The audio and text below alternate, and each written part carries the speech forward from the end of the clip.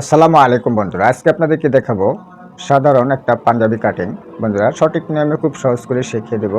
আজকে এই ভিডিওটি দেখার পর আপনারা পাঞ্জাবি খুব সহজে কাটিং করে নিতে পারবেন। তাহলে চলুন কীভাবে পাঞ্জাবি কাটিং করতে হয় শিখে নেই। বন্ধুরা, এই পাঞ্জাবি কাটার জন্য আমি 2 গজ 4 গিরা কাপড় নিয়েছি। প্রথমে কাপড়টিকে ওপেন করে নিতে হবে।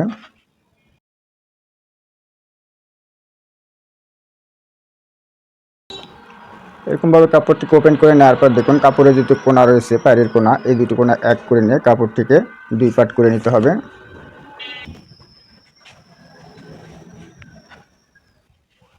এরকমভাবে 2 পার্ট করে নেওয়ার পর এরকমভাবে আরেকটি ভাঁজ দিয়ে কাপড়টিকে 4 পার্ট করে নিতে হবে।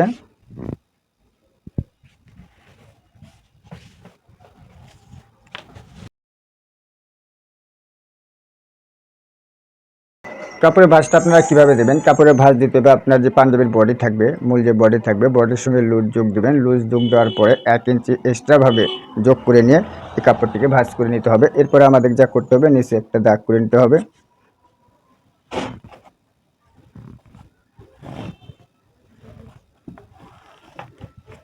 নিচে কাপড়টিকে সোজা করার জন্য একটা মার্ক করে নেবে। এরপর এই মার্ক থেকে আমাদের চিকন করে মুড়ে দেওয়ার জন্য 1/2 ইঞ্চি কাপড় রাখতে হবে।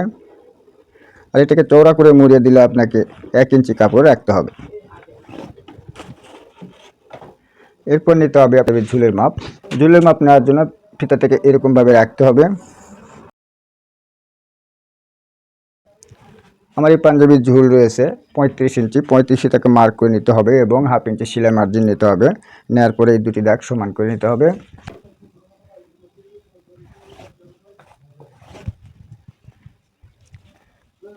এরকমভাবে দাগটি করে নেওয়ার পর এখন নিতে হবে আর্মহোলের মাপ। আর্মহোলের মাপ নেওয়ার জন্য ফিতাটা এরকমভাবে রাখতে হবে। আর্মহোলের মাপটা কীভাবে নিতে হবে? পাঞ্জাবির যে বডি থাকবে, বডিকে 4 ভাগ করে 1 ভাগ নিতে হবে। তাহলে আমার এই পাঞ্জাবির বডি রয়েছে 33 ইঞ্চি। 33কে 4 ভাগের 1 ভাগ কত হয়? 8.25 ইঞ্চি। 8.25 একটা মার্ক করে নিতে হবে। এরপরে আমাদের নিতে হবে পেটের মাপ। পেটের মাপ কীভাবে নিতে হবে? দেখুন, এই যে দাগ রয়েছে, অর্থাৎ বডির যে দাগ রয়েছে, এই দাগ থেকে 7.25 ইঞ্চিতে একটা মার্ক করে নিতে হবে। তাহলে এটা হলো আমাদের পেটের মাপ। এখন এই দুটি দাগ সমান করে নিতে হবে।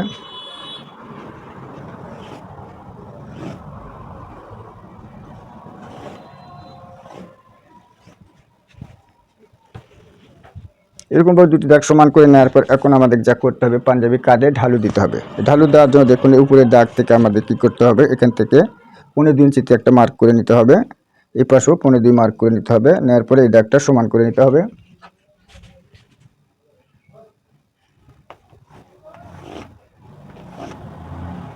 তাহলে আমরা দেখুন কাঁধের ঢালুর মাপ, বডির মাপ আর হচ্ছে আপনাদের পেটের মাপ কিন্তু সবগুলি আমরা দাগ করে নিলাম। এখন আমাদের মেজারমেন্ট অনুযায়ী মাপটি করে নিতে হবে।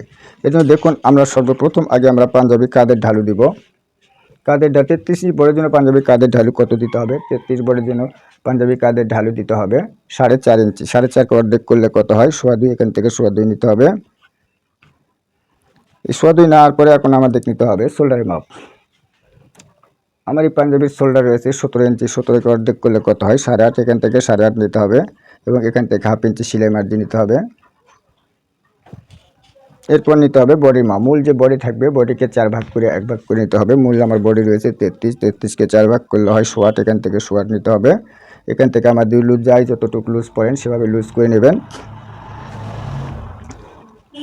সাধারণভাবে ফিটিং যখন পাঞ্জাবি কাটিং করবেন তখন আপনারা 4 ইঞ্চি লুজ দেবেন। যখন একটু মিডিয়াম সাইজ করবেন 1.5 ইঞ্চি, 2 ইঞ্চি এরকমভাবে আপনার 2.5 ইঞ্চি পর্যন্ত লুজ দিয়ে নিতে পারেন। কেমন? আমি এই পাঞ্জাবিটি বেশি লুজ করবো, এই জন্য দেখুন এখান থেকে 2.5 ইঞ্চিতে একটা মার্ক করে নিচ্ছি।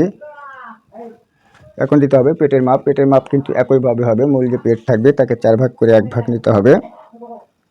আমার পেটের মাপ রয়েছে 28 ইঞ্চি। 28কে 4 ভাগ করলে হয় 7 ইঞ্চি। এখান থেকে লুজ দিতে হবে। লুজ হবে উপরে যে লুজটা দিয়েছি আমি এখানে একইভাবে লুজ দিয়ে নিব। নেওয়ার পরে এখন আমাদের নিচের ঘেরটা কীভাবে নিতে হবে? নিচের বডির যে মাপ থাকবে, বডির সঙ্গে আপনারা লুজ যোগ করে নেবেন। নেওয়ার পরে আপনারা এক্সট্রাভাবে 6 ইঞ্চি যোগ করে নিয়ে তাকে অর্ধেক করলে কিন্তু আমাদের নিচের ঘেরটা হয়ে যাবে। কেমন? তাহলে আমি পাঞ্জাবির জন্য নিচের ঘের দিতেছি 26 ইঞ্চি। 26-এর অর্ধেক কত হয়? 13 ইঞ্চি। এখান থেকে 13 ইঞ্চি নেব এবং সেলাই মার্জিন নিয়ে নিতে হবে। এখন এই দাগগুলিকে মিলিয়ে দিতে হবে। এই দাগ স্কেলের যে শেপ রয়েছে, শেপটাকে আমরা ঠিক এরকমভাবে বসিয়ে নেব। বসিয়ে নিয়ে ঠিক এরকমভাবে সুন্দর করে দাগ করে নেওয়ার পর দেখুন এখানে আমরা এভাবে দাগটি করে নিতে হবে।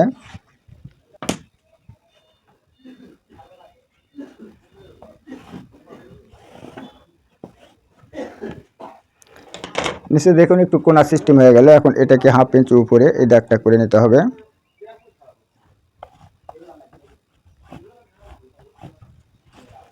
এখন আমরা যা করতে হবে কাঁধের ঢালু করে নিতে হবে।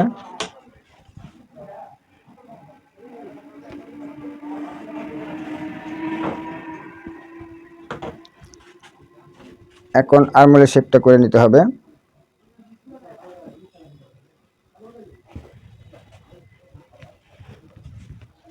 তাহলে পাঞ্জাবি কিন্তু ড্রয়িং হয়ে গেলে এখন নিতে হবে আমাদের পাঞ্জাবি পকেট, সাইড পকেট না জানি উপরে দাগ রয়েছে এই দাগ থেকে ধরে আপনারা 4.5 ইঞ্চি মার্ক করে নেবেন। বড় সাইজ হলে 7 ইঞ্চি আপনারা দিতে পারেন। কেমন, আমি 4.5 দিয়ে নিচ্ছি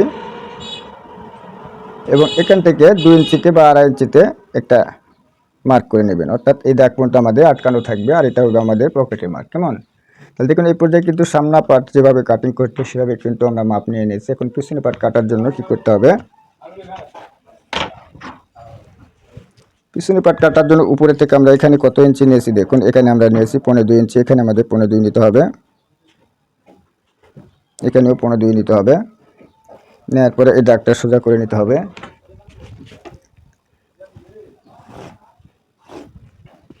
নেওয়ার পর দেখেন এখানে আমি 2.5 ইঞ্চি দিয়েছি, এই 2.5 ইঞ্চি এখানে দিতে হবে। এখানে শোল্ডার কত ইঞ্চি আছে, এই শোল্ডারের মাপ অনুযায়ী এখানে শোল্ডারের মাপ দিয়ে নিতে হবে। নেওয়ার পরে কাঁধের ঢালুটা করে নিতে হবে।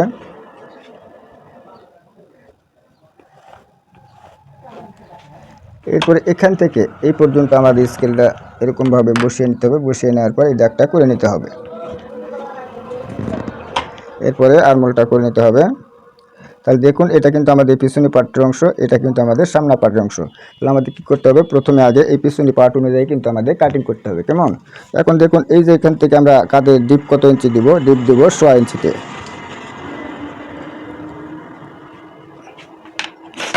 এই মার্কটি করা হয়ে গেল। দেখুন এখন আমরা পিছনে পার্ট অনুযায়ী এটাকে কেটে নেব। তারপরে পিছনে পার্টটা সরিয়ে নিয়ে সামনের অংশটুকু কেটে নেব।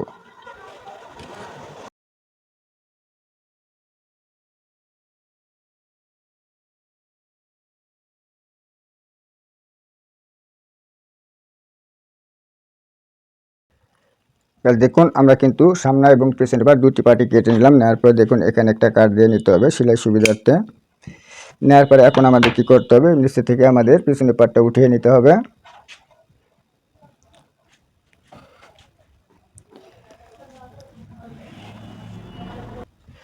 এরপরে সামনের পার্টটা এরকমভাবে বসিয়ে নিতে হবে।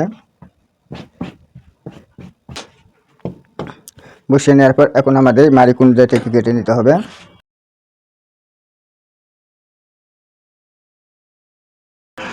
দেখুন এই পর্যায়ে কিন্তু আমাদের সামনা পাট কাটা হয়ে গেল। এখন এখান থেকে আমাদের কলারের জন্য নিতে হবে 2 ইঞ্চিতে একটা মার্ক করে নেওয়ার পর এটাকে সুন্দর করে এরকমভাবে কেটে নেব। আর বাকিটুকু আমরা কলার তৈরি পর, প্লেট তৈরি পর তারপরে কেটে নেব। কেমন, এখন দিতে হবে প্লেটের ফাড়া।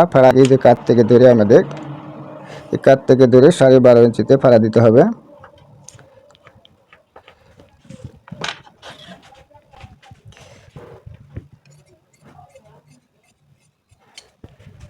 দেখুন এই পর্যায়ে কিন্তু আমার সামনা পাটটাও কিন্তু ওকে হয়ে গেল, এটাকে রেখে দিতে হবে। এরপরে বাকি যে কাপড় থাকলো এই কাপড় থেকে আমাদের হাতা নিতে হবে। হাতা নেওয়ার জন্য দেখুন যে কাপড়টি কিন্তু আমাদের, তাই না, এখন এই কাপড়টাকে কি করতে হবে, এরকমভাবে একটা ভাঁজ করে নিতে হবে। ভাঁজটি করে নেওয়ার পর উপরে আমাদের একটা সোজা করে একটা মার্ক করে নিতে হবে। এই দাগ থেকে সেলাই মার্জিনের জন্য 1 ইঞ্চি কাপড় রাখতে হবে। এই দাগ থেকে আমাদের নিতে হবে, এই দাগ থেকে নিচের দাগ থেকে নিতে হবে 3.5 ইঞ্চি। এখানে একটা মার্ক করে নিতে হবে। এখন আমাদের নিতে হবে হাতার মাপ। হাতার মাপ আমার রয়েছে 24 ইঞ্চি। এর জন্য আমি এই দাগ থেকে ফিতাটি রাখবো 24, একটা মার্ক করে নেব, চিকন করে মুড়ে দেবো। এর জন্য আরও 1/2 ইঞ্চি কাপড় নিয়ে নিতে হবে। এরপরে দুটি দাগ সমান করে নিতে হবে। এখন নিতে হবে হাতার মোহরি। আমার এই পাঞ্জাবির জন্য হাতার মোহরি দিতে হবে 13 ইঞ্চি, 13তে মার্ক করে নিলাম। আপনার হাতার মৌরি যেরকম ঠিক সেরকমভাবে মাপ করে নেবেন। আর আরমোল দেবো আমি বডি 4/1 ভাগ, 33 ইঞ্চি বডি, 33কে 4 ভাগ করলে হয় 8.5, এখান থেকে 8.5 নিতে হবে। নেওয়ার পর এই দাগটার সঙ্গে এই দাগটা মিলিয়ে দিতে হবে।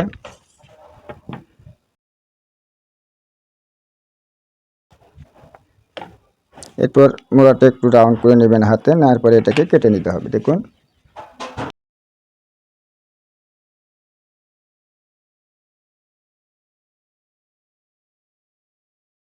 এরপরে এখানে একটা কাট দিয়ে নিতে হবে। এরপরে আমাদের নিতে হবে তালিপাট। তালিপাট নেওয়ার জন্য এই যে হাতাটাকে মেলায় নিতে হবে।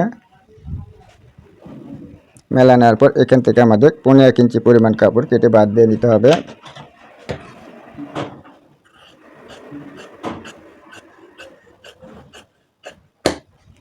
এরপর দেখুন তাহলে এই পাটটা কিন্তু আমাদের সামনের দিকে থাকবে, এই পাটটা আমাদের সামনের দিকে থাকবে।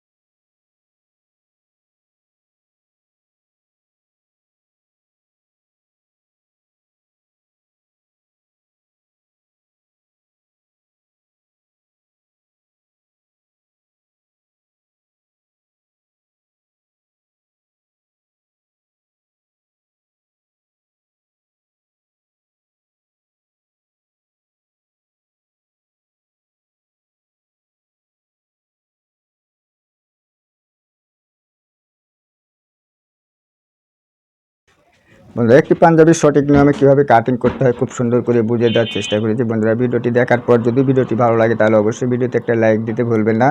আর চ্যানেলে নতুন হয়ে থাকলে চ্যানেলটিকে সাবস্ক্রাইব করে পাশে থাকা বেল বাটনটি অন করে দেন। বন্ধুরা ভিডিওটি আজ এ পর্যন্তই। আল্লাহ হাফেজ।